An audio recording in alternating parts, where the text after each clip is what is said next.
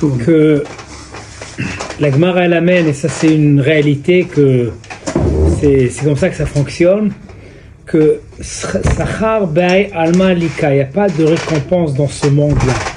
C'est un monde qu'on fait des mitzvot, et ensuite, après 120 ans, c'est ce qu'on appelle dans le Olam Haba, il y a le monde qui viendra après, et tous les Sachar sera là-bas. Maintenant, un rachat, il peut avoir un sachar dans ce monde-là pour l'éliminer, qu'il n'avance pas là-bas. Alors c'est un sachar à peine par rapport à la période, mais il n'y a pas récompense dans ce monde-là, il n'y a pas. Alors, mais il y a seulement une possibilité d'avoir une récompense, et c'est de ça qu'on veut, c'est ce sujet-là qu'on peut un petit peu essayer de l'expliquer. Ça intéresse ? C'est bien, hein, qu'est-ce qu'on peut gagner dans ce monde-ci? Akadosh Baruch Hu, il donne une récompense dans ce monde-là. Alors, la première fois qu'on a vu ce sujet-là, hein, c'est que le clan Israël, quand il est sorti d'Égypte, il y a eu tellement d'énissim, les 10 plaies que Paro il a eu, et toute la suite.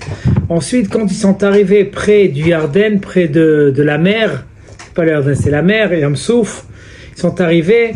Alors ils étaient inquiets, qu'est-ce qui va se passer, en passer, en pas passer. C'est marqué et là ils ont chanté une chanson, Az Yashir Moshe. Le Rashi dit que Az c'est au passé, Yashir c'est au futur. Alors c'est quoi, c'est une chanson passée au futur, c'est quoi cette mélange-là? Le Rashi dit que quand ils ont vu qu'il y a tellement d'énissim, ils ont compris que la seule façon de mériter à avoir un miracle, c'est par la chanson dans ce monde-là. Remercier à Kadosh Baruch Hu avec une chanson, c'est ce qui peut leur amener à avoir un S, parce qu'ils étaient près de la mer. Ils ont dit, qu'est-ce qu'on fait? Retourner en Égypte, c'est impossible. Ils voient les Égyptiens en train d'arriver. Et eux, ils n'ont pas où avancer. Alors qu'est-ce qu'on fait? On est complètement perdus. Alors ils ont dit, la seule chose c'est d'attendre que le bon Dieu leur fait un S, mais il n'y a rien qui se passe. Comment on peut insister à quelque chose pour avoir un S? Alors c'est marqué Az Yashir. Quand un homme il se prépare à remercier à Kadosh Baruch Hu, à chanter, d'accord? Et c'est pas tout. Et dans la chanson, il y a un passage qui est, parce que dans toute la Shira, dans toute cette chanson-là qu'ils ont fait, tout la Zéchir Moshe, on répète, hein, chaque Shabbat, chaque jour on fait ça, mais on parle là-bas d'accord, par rapport aux nations qui sont venues pour détruire le clan Israël, qu'ils ont réussi, qu'ils ont eu, d'accord, c'est que des nissim, pas plus que ça, mais à l'intérieur, il y a quelque chose de spécial qu'ils ont dit, Zé Keli, ils ont mis le doigt, ça c'est Akadosh Baruch Hu, Ve'anvehu, et c'est important de comprendre ce mot-là. Anvehu, la Gemara elle explique ça veut dire quoi? C'est mon épouse. Bonsoir. Comme on est SDF, on vit en couple ici. Elle n'est pas obligée de s'asseoir, elle peut continuer. Ah non, elle veut écouter. D'accord. En tout cas, votre mari fait un joli travail. Il s'investit, bon Hachem. Alors, le clan Israël, quand ils ont fait la Shira sur la mer, ils ont dit Zekeli, c'est Akadosh Baruch Hu, bon, c'est Ve'anvehu. Ve'anvehu etnae lefanav bemitzvot. On embellit la mitzvah. Le clan Israël se sont engagés dans le passage de la mer morte, hein. Ils se sont engagés de faire les mitzvot avec une beauté, ve'anveu etnae lefanav, d'embellir les mitzvot devant Akadosh Baruch, parce qu'ils ont vu l'importance d'embellir une mitzvah, c'est que c'est le seul moyen d'avoir une récompense sur terre.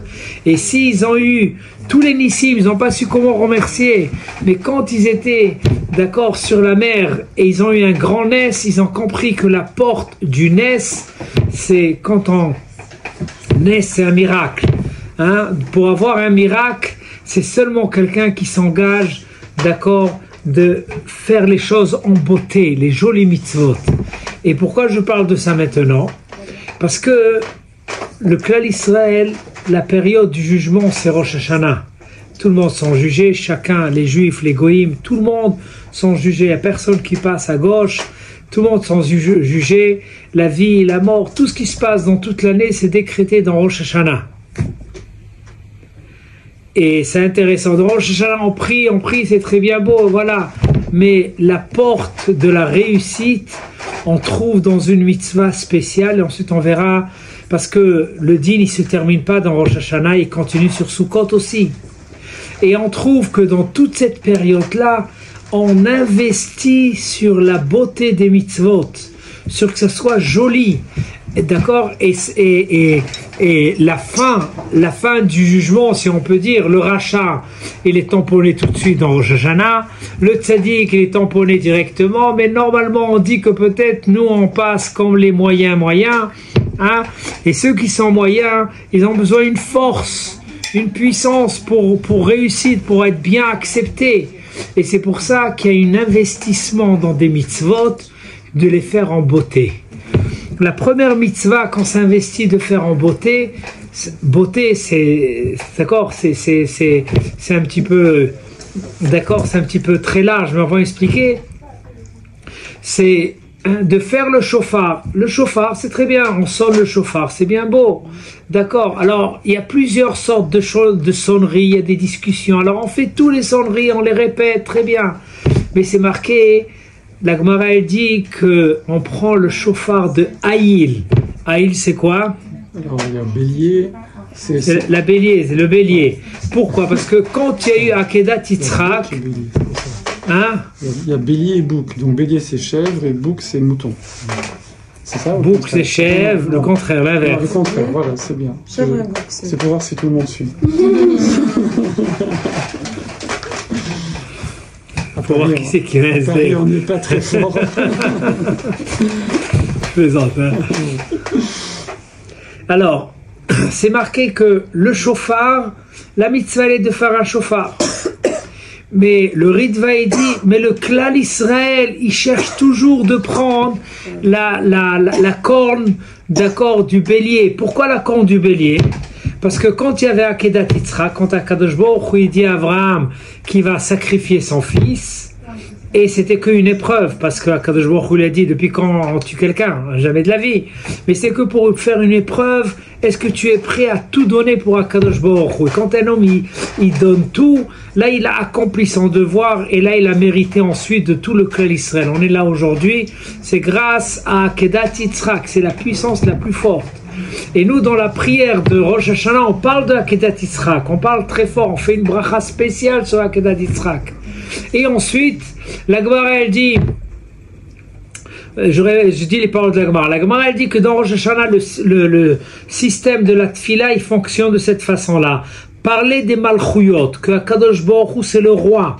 Accepter la royauté d'Akadosh Baruch Hu, très bien. Mais avec ça, je vais réussir d'être Zakai. Zakai c'est quoi? Mériter. Je vais mériter au maximum des choses. Non. Alors après ça c'est marqué, tu vas parler zichronot, tu vas rappeler, d'accord, toute la puissance, d'accord, tout ce que Akadosh Baruch Hu, les forces que Akadosh Baruch Hu fait dans le monde. Et alors, avec ça on n'a pas encore mérité la vie. La vie avec quoi on mérite? Avec le chauffard. Et pourquoi dans le chauffard? C'est quoi ce système-là de chauffard? Sonner avec le chauffard? Prendre une voiture, klaxonner comme ça, ça y est, on va gagner. C'est quoi ce système de chauffard? Pour ça, la Torah, elle n'a pas dit de prendre quelle corne. On peut prendre n'importe quelle corne, l'essentiel que ce soit un animal qui est cachère, c'est bon, même, voilà. Et aucun problème. Mais le Klal Israël, comme ça le Ritva est dit, il cherche à prendre un truc spécial. Et c'est quoi? C'est prendre la corne de bélier. Pourquoi bélier?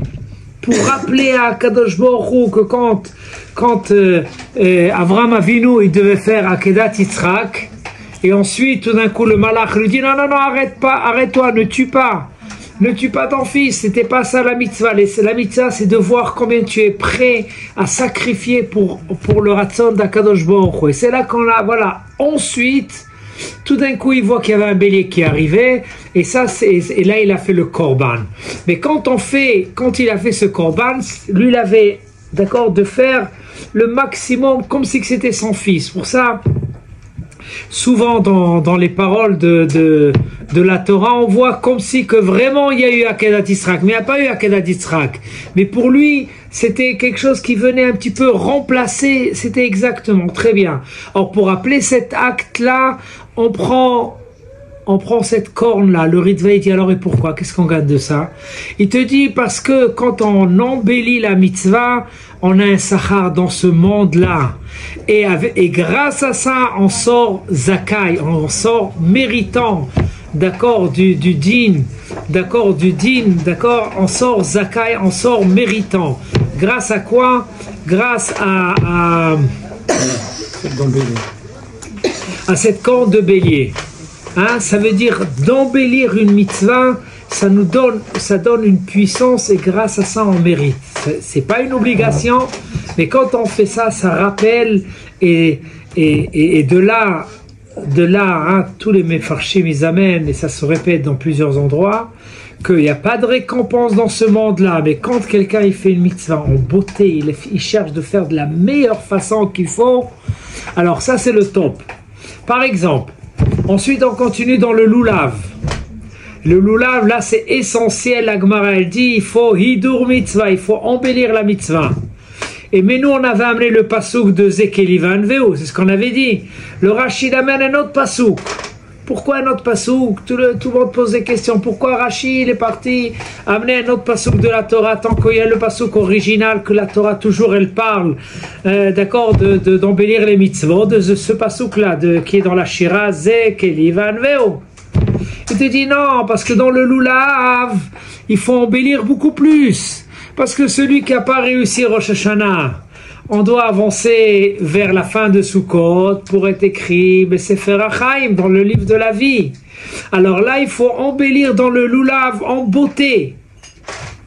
Et c'est marqué que quand le Klal Israël, ça c'est intéressant, quand le Klal Israël il sort avec le Lulav pour faire la mitzvah du Lulav, c'est marqué que dans le ciel, il faut savoir que il y a toujours les peuples qui ont des règlements de compte avec le peuple d'Israël et qui parlent du mal dans le jour du jugement. Normalement, c'est Amalek. Hein, dans l'histoire, on trouve qu'il y a eu plusieurs périodes comme ça un petit peu difficiles. Mais la Gemara dit que quand on sort avec le Lulav, on a gagné tout. Comment on gagne tout? C'est un petit peu bizarre. C'est une mitzvah comme tout le mitzvot. Il dit non, parce que quand tu embellis une mitzvah, là tu as le droit de mériter dans ce monde-là. Et de mériter dans ce monde-là, on te donne la vie, c'est très bien, c'est une mitzvah qui est utilisable. C'est vrai que c'est très dur, parce que quand on fait une mitzvah, des fois on sent que c'est un jour où je suis obligé, je fais embellis, et tout ce que tu embellis, c'est un homme, dans ce monde-là, il a le droit de recevoir un sachar. La même chose, on sait bien qu'il y a la mitzvah de Souka.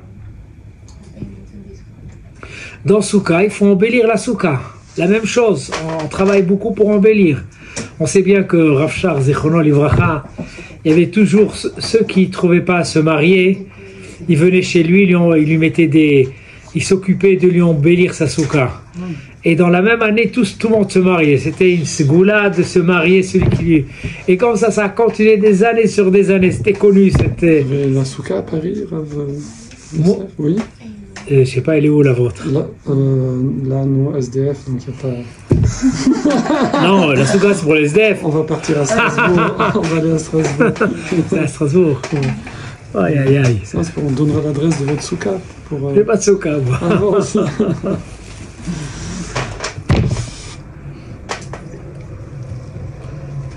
Et la Souka, la puissance de la Souka, c'est la même chose. D'embellir la Souka, ça donne une force.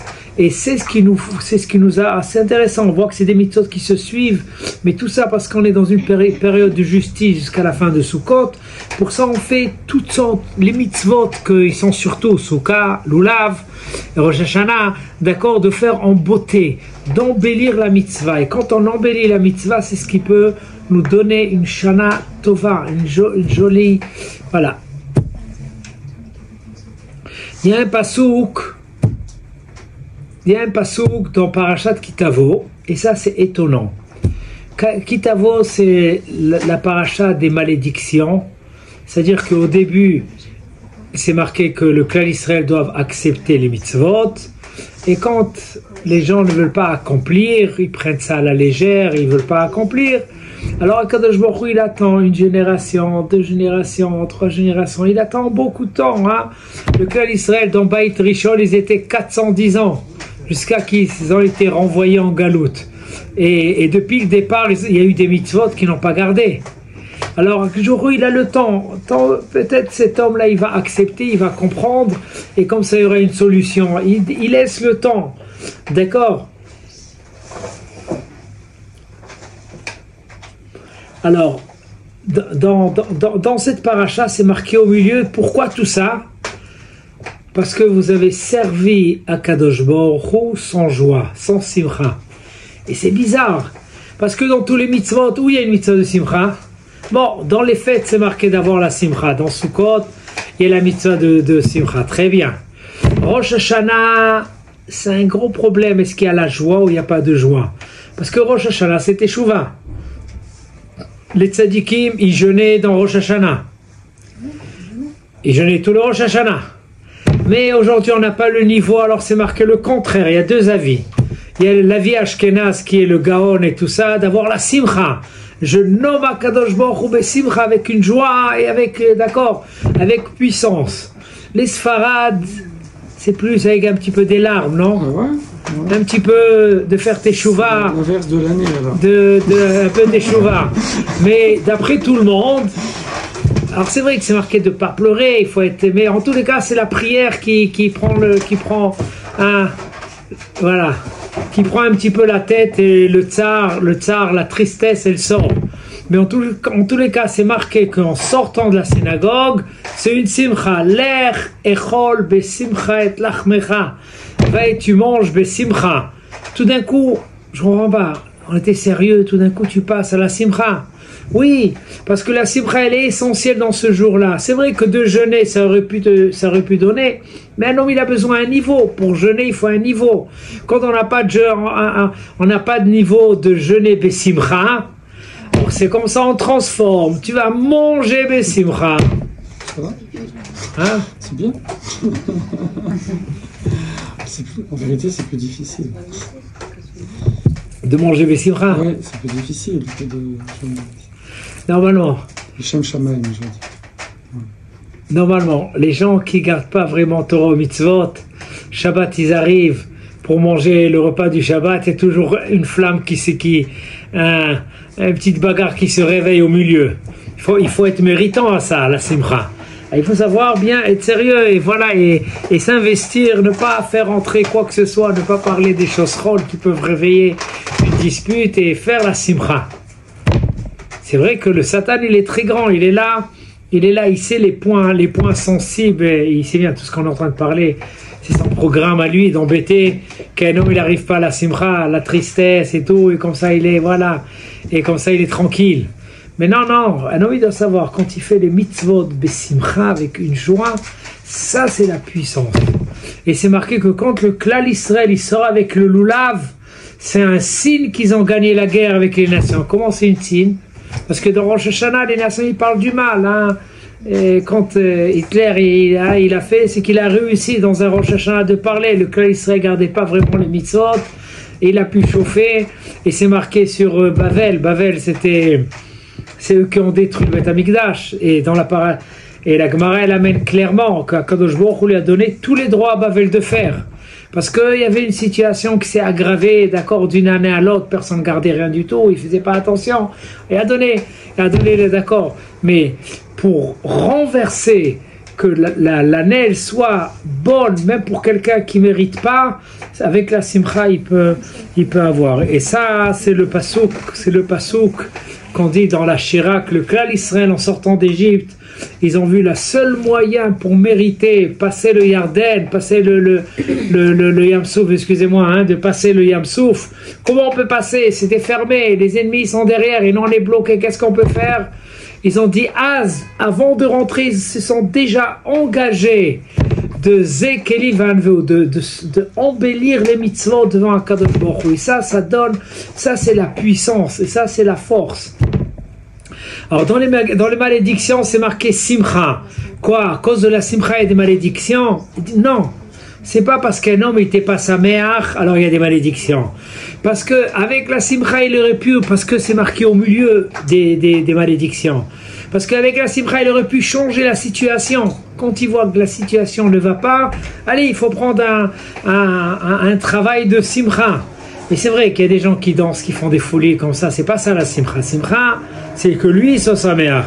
C'est pas prendre un coup de rouge et faire la simcha. C'est pas comme ça. Ça fonctionne pas comme ça. Simcha, c'est vraiment une joie de faire. D'accord, c'est un travail spirituel, un petit peu comprendre. C'est quoi la simcha? Mais ça, c'est la force du Klal Israël. Quand ils font des simcha, automatiquement tout est voilà.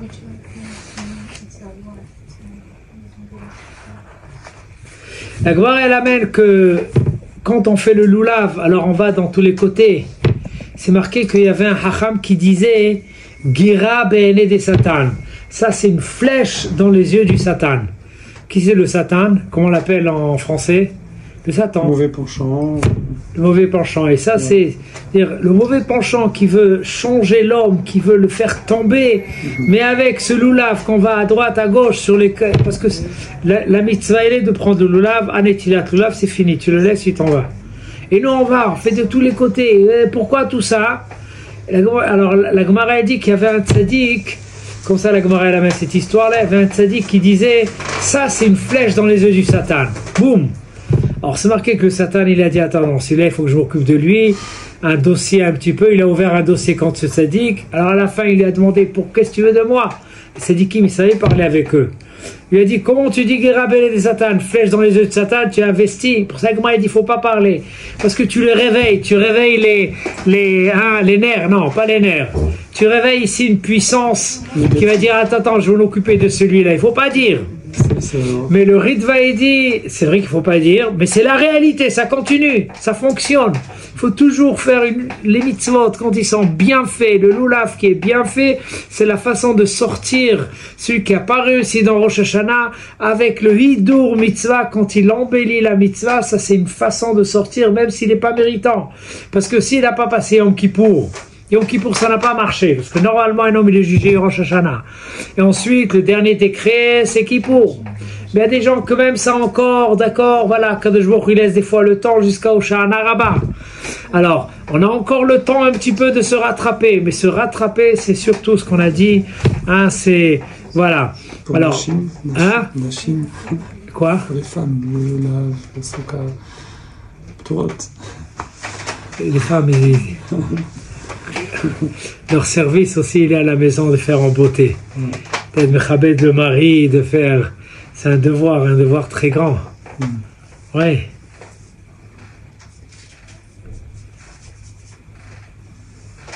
Parce que tout ce que la femme, tout ce que le mari fait, c'est le mérite de la femme. Et c'est le travail de casser ou de tenir. C'est surtout ça. Kadosh Baruch Hu a donné une puissance. Pour tout ce que le mari fait, ça revient automatiquement pour la femme. Vous avez compris ma question. C'est parce que les femmes, elles font pas de loulav. Elles peuvent faire, les naziot elles font, mais les Sfariot elles font pas, ou sans bracha. Ben, on peut faire. Non, on peut faire, sans bracha. Voilà, les Ashkenaz, ils font avec la bracha. Ouais. Et les séfarades font sans bracha. Il y a des avis dans ça. Marc Loquette. Voilà. On ne peut pas faire alors. On peut faire sans bracha. Faire, non, il faut faire. Il faut faire, mais sans bracha. Ouais. En tous les cas, nous on fait avec bracha. Celui qui fait sans bracha, c'est des avis. Hein. Le problème, c'est que c'est un petit peu renversé parce que ceux qui venaient du Maroc, de la Tunisie, de l'Algérie, ils avaient plus ou moins les principes ashkénazes. Ils n'étaient pas du tout comme Irak.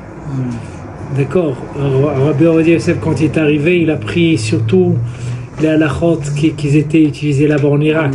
C'est ça. Mais eux, ils n'avaient pas le Rama là-bas. Le jour qu'ils ont vu le Rama arriver, ils se sont dit, c'est quoi celui-là? Il y a des Rolex sur le Beth Yosef, c'est de la chutzpah. Comme ça, ils ont pas compris c'est quoi ça. Mais tous ceux qui étaient autour des pays ashkénazes, ils ont accepté. La shrita des Sfaradim, elle est comme les ashkénazes exactement. Bien sûr. Parce que d'après Rabbi Ovadia Yosef, il faut une viande halak pour manger halak. En Espagne, parce que nous tous on sort d'Espagne, en Espagne, ils mangeaient pas halak du tout. Le contraire, ils épluchaient comme au Maroc avec un couteau, ils épluchaient les sikhot. Tranquille, quand ça ils faisaient là-bas en Irak. En Espagne. Alors c'est vrai qu'on prend le halak ashkenaz, c'est une bonne khumra. Mais là-bas, qu'ils n'avaient pas le rama du tout. Et le rama, la différence, elle est que lui, il a pris les situations. La situation qui était dans les pays qu'aujourd'hui nous on vit à l'intérieur, par exemple, dans les pays des Arabes, les animaux ils poussaient comme ça dans la nature, il y avait moins de, qu'on appelle ça, sikhot. Les sikhot, c'est dans les poumons, il y avait moins de problèmes. Alors pour eux, peut-être Mahmir, il n'y a aucun problème, même en Eretz Israël, c'est la même chose. Mais tous ceux qui vivent dans l'Europe, c'est complètement différent. Et là, il y a le Rama qui est venu, qui a fait un psaque. Aujourd'hui, on vit ici et on veut prendre un petit peu de... Voilà. Bon. C'est de la politique. Vous avez compris? Vous avez compris ce qu'on a dit?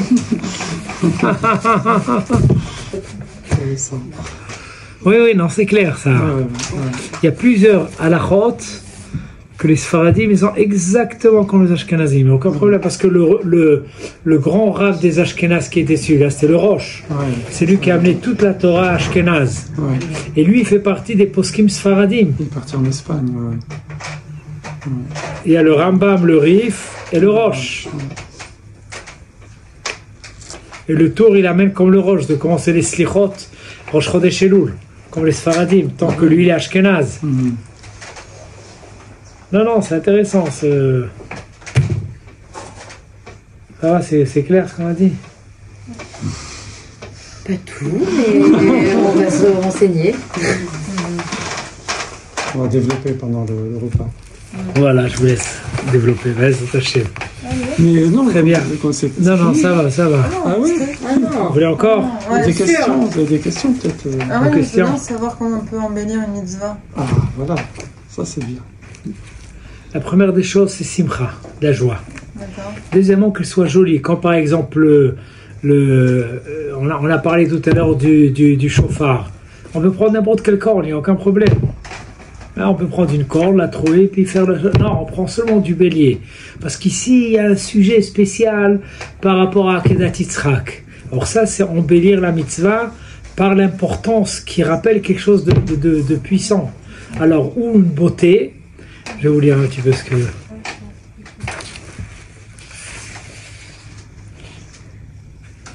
Attendez. Voilà, le Pele Yoetz, il écrit, hein. Tu connais ce livre-là, Pele Yoetz, il dit Sachar Be'ay Alma Lika, il n'y a pas de récompense dans ce monde-là. Avala Simcha, mais la joie qu'un homme il a dans la mitzvah, quand il fait la mitzvah, il ne fait pas par un jour que je suis obligé, oh là là, c'est embêtant. Même que c'est embêtant. C'est pour ça qu'il y a des fois des gens qui embêtent l'homme pour faire la mitzvah. Il a fait quand même. D'accord? Ochel perotem ba'olamazé. Il mange les fruits de cette mitzvah dans ce monde-là.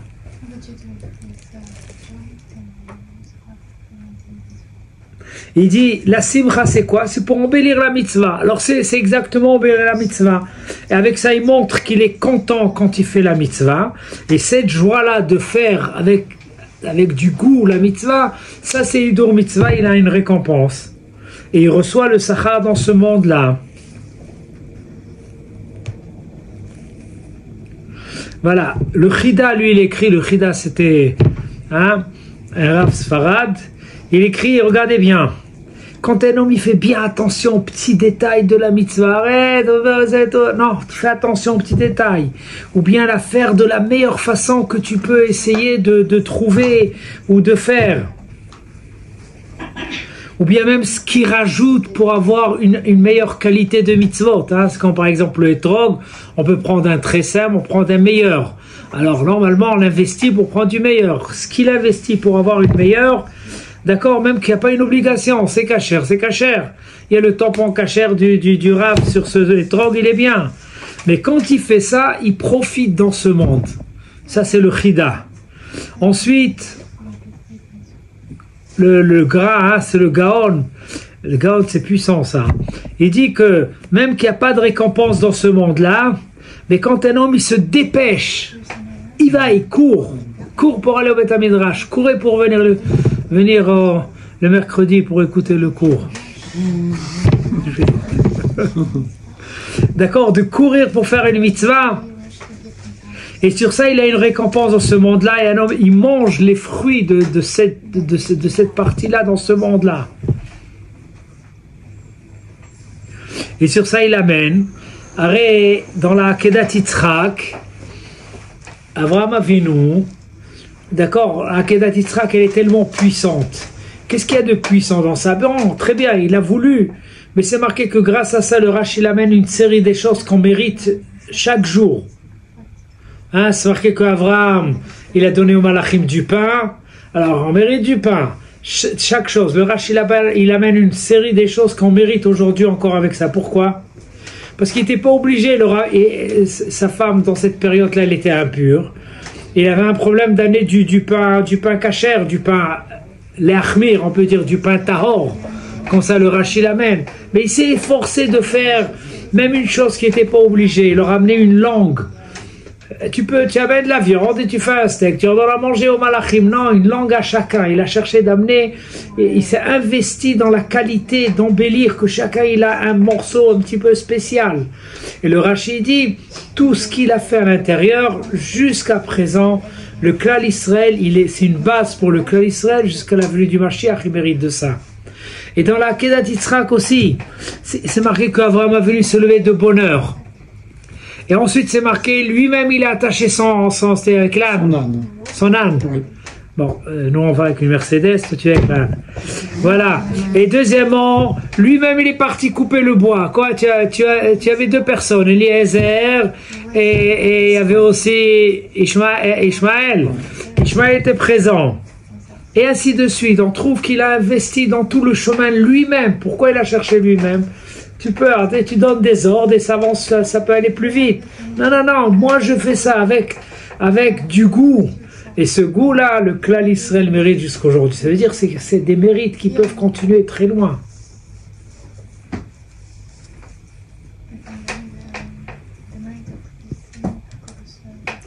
Et pour ça, il amène un midrash. C'est intéressant ce midrash-là. Le midrash, il dit Yechayenu meyomaim. Il nous fait vivre de 2 jours. Yomaim, c'est 2 jours.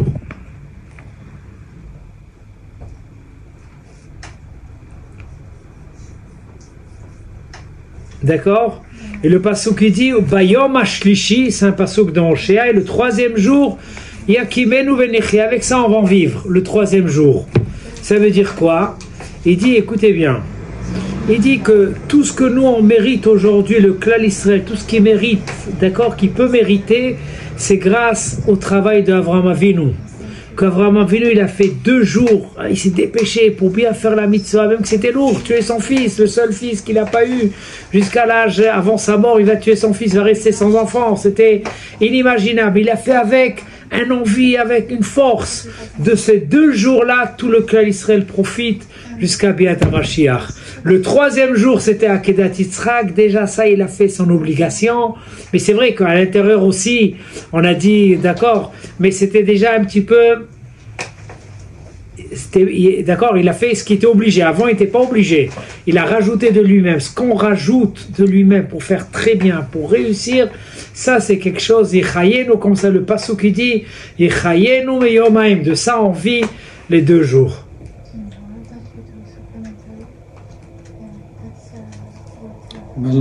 Pour le chinour des enfants, quand les enfants ils voient. Exactement. C'est marqué que la femme avec quoi elle mérite au Olam Haba, avec quoi elle mérite. Parce que la seule façon pour mériter au Olam Haba, c'est la Torah. Et la femme, elle ne rentre pas à la yeshiva. On ne peut pas ouvrir une yeshiva pour les femmes.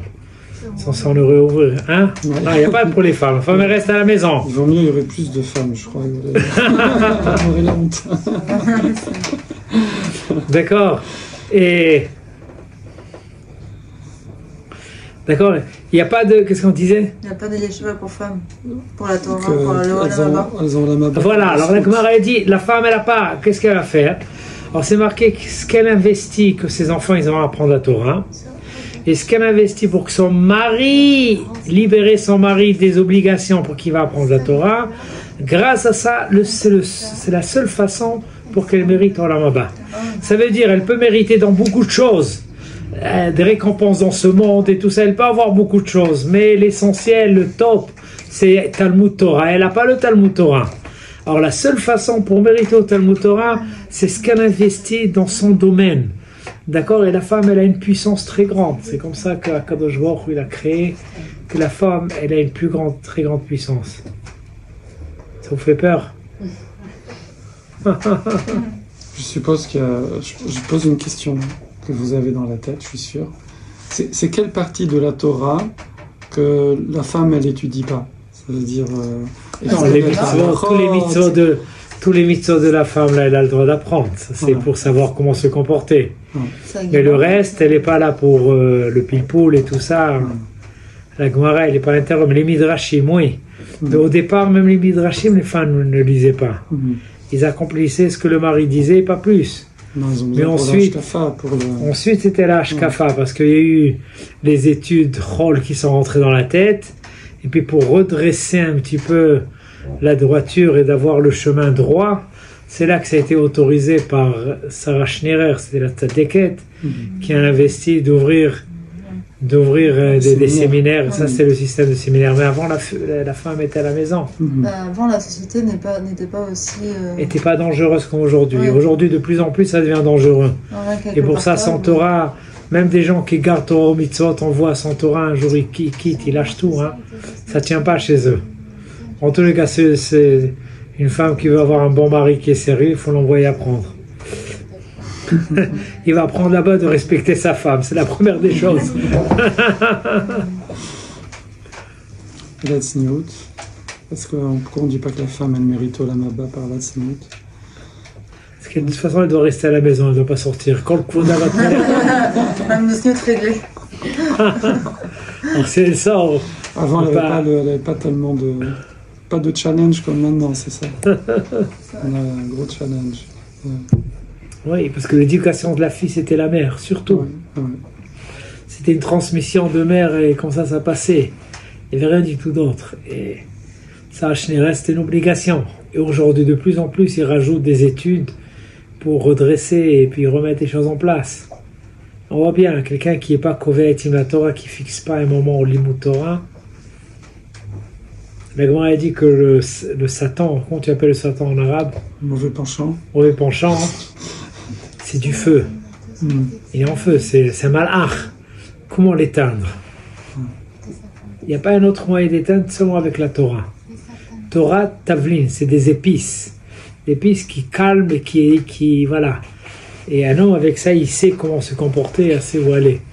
Mais autrement, c'est pas... Ça de nos jours, donc la femme, même avant le mariage, après le mariage, elle doit aussi beaucoup étudier du coup, parce que sinon il y a un décalage qui se crée. Non, mais le fait que l'on voit son mari prendre Torah, elle a la moitié la moitié ou tout, c'est très discuté. Ouais.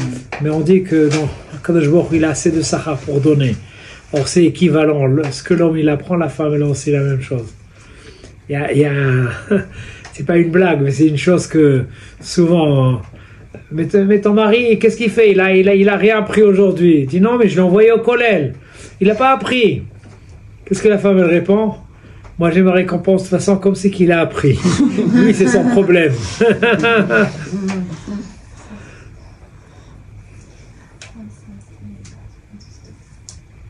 Non mais c'est plus que ça, parce qu'Akadosh Baruch Hu, il a donné une puissance, écoutez bien, c'est quelque chose de je crois qu'il a donné une puissance à la femme, une chose qu'elle peut faire que personne d'autre peut faire, que même l'homme il ne peut pas faire. Ça c'est la puissance qu'Akadosh Baruch Hu a donnée. Aujourd'hui on est tous des revenir de Gilgoul, on est toutes sortes d'accord, chacun il vient d'un monde, on ne sait pas de quel monde il vient. Akadosh Baruch Hu il donne une force, pour ça des fois on est très embêté, mais il faut savoir que c'est le Ratzon Hashem. Une question, vous avez une question, Manu? J'ai une question sur le mitzvah. Moi, j'ai bien compris compris ici. Le fait d'embellir la mitzvah jusqu'à un tiers du prix de l'objet, etc. Très bien. Mais sur le fait que, pour moi, sur le chauffard, en fait, la mitzvah, je l'avais compris qu'elle résidait plutôt dans le col, dans le son. Du coup, comment expliquer Non, la Gemara elle amène le Hidur Mitzvah, c'est de prendre une colle, bon, bien sûr, une colle qui est jolie, qui est bien, mais surtout de prendre du bélier. Ça, c'est le Hidur Mitzvah. Ce que tout le monde parle, c'est ça. En plus de ça, bon, il y a encore, on peut rajouter des Hidurim, c'est pas contradictoire. Hein, comment les gens des pays arabes, ils prenaient le loulav, ils le tournaient avec toutes sortes de couleurs. Hein, tu connais ça? Oui, bien sûr. Je voulais dire, mais en écoutant comment je fais le hidour, c'est ça? En fait, le truc, c'est que pour le loulav ou pour d'autres...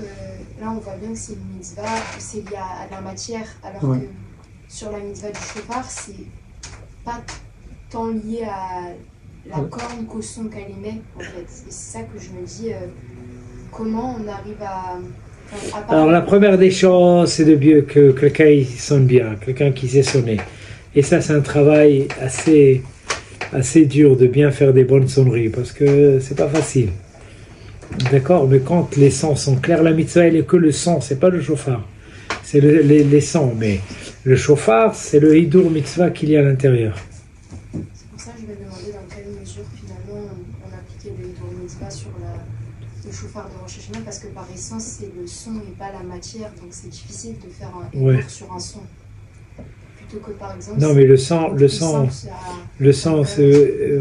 vous allez entendre des sonneries de chauffard, des fois ils sont complètement à gauche.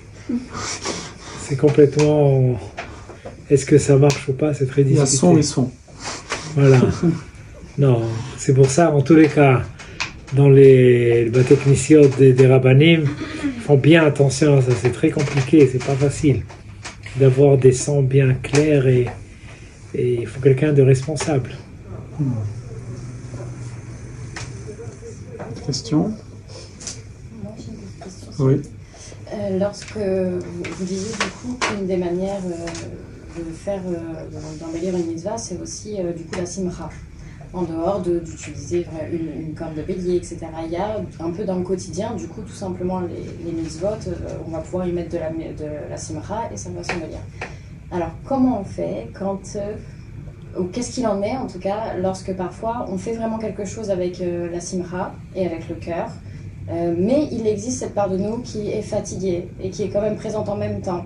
Alors, je dis un truc un peu bête, par exemple, on va aider une voisine à déménager, on le fait avec plaisir, on est heureux de l'aider, de la voir souffrir moins, de faire seule, etc. Mais malgré tout, on a quand même le petit sentiment, je suis fatiguée, qu'est-ce que j'aurais bien évité ça. Il est quand même là, même si on n'en veut pas et que c'est pas ce qui prime. Donc comment ça se passe? Est-ce qu'on embellit quand même la mitzvah, même si c'est quand même là, un petit peu? Parce que c'est difficile de l'effacer totalement. Petit à petit, ça, on peut effacer. Oui. Non, c'est vrai que c'est un travail. Ça se fait pas rapidement et quand on parle, c'est un travail à arriver. Mais quand on s'investit dans ça, après ça, on sent rien du tout. Quelqu'un, il peut faire quelque chose de très grand au deuxième, il ne sent même pas qu'il y a fait, parce que c'est mon devoir et c'est tout. Comme des fois, on a entendu des gens qui disent non, mais moi, c'est naturel. C'est naturel, c'est complètement à l'extérieur. Et si on n'a pas encore atteint... eh bien, il faut ça, non, on s'investit petit à petit. Quand on est dans le chemin, voilà, ça vient pas... Alors pour ça, il y a les Breslev qui dansent, mais c'est pas ça. C'est pas ça le travail. Bon. Ça peut aider. Et oui, ça peut aider, mais à la fin, il reste dans ça et pas dans... Ouais. Faire les choses sérieusement et rajouter en ça. Un peu dans l'extérieur? Oui. Et de quoi il reste? Breslev, c'est danser. Ils prennent des voitures, ils montent là-haut, ils se mettent à danser. Parce qu'ils investissent beaucoup sur la simcha. Mais il n'y a pas que ça. Il y a tout le système des mitzvot qui vont avec. Ils sont moins dans la rigueur, c'est ça? Non, ils doivent s'investir dans tout voilà. Alors les jeunes, ils font ça comme un... Non, c'est pas ça. Très bien. Merci. Alors, Batzlacha. Amen, amen. Merci beaucoup. Shana Tova. Shana Tova, Shana Tova. Barakot.